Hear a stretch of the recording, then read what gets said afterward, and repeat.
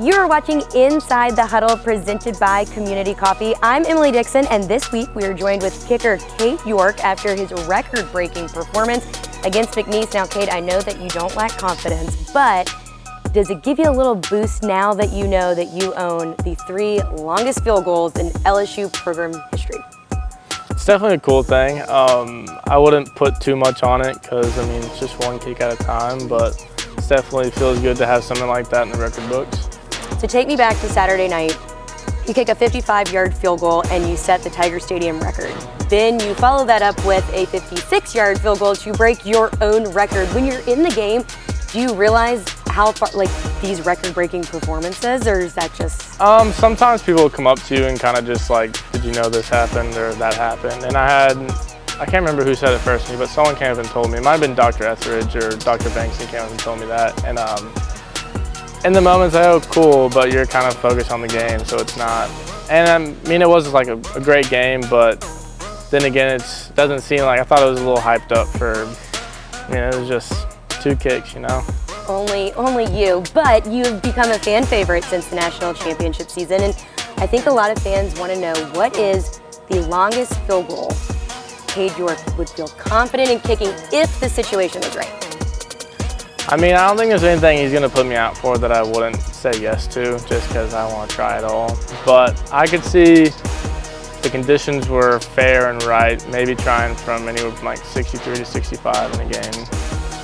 But I'd have to hit it well. Would you be happy with that one, or that's just a kick? I mean, I'm happy with every kick I make, but. You and your best friend Avery Atkins have become a 1-2 punch in the kicking game, and now he's also your holder and he's the starting punter.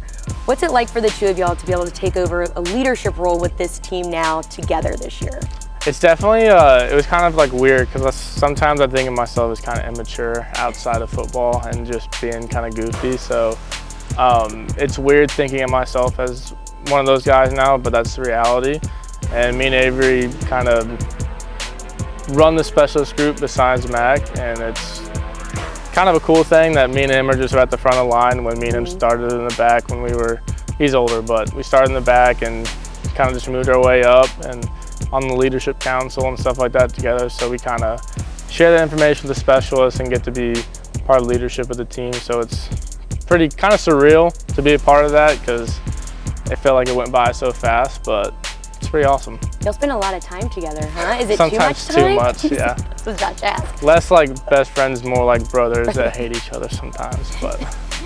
The vets on this team have a national championship ring, and y'all also have the experience of a 5-5 season from a year ago. So what is the mood and energy like of this team right now as y'all now get a couple games under your belt?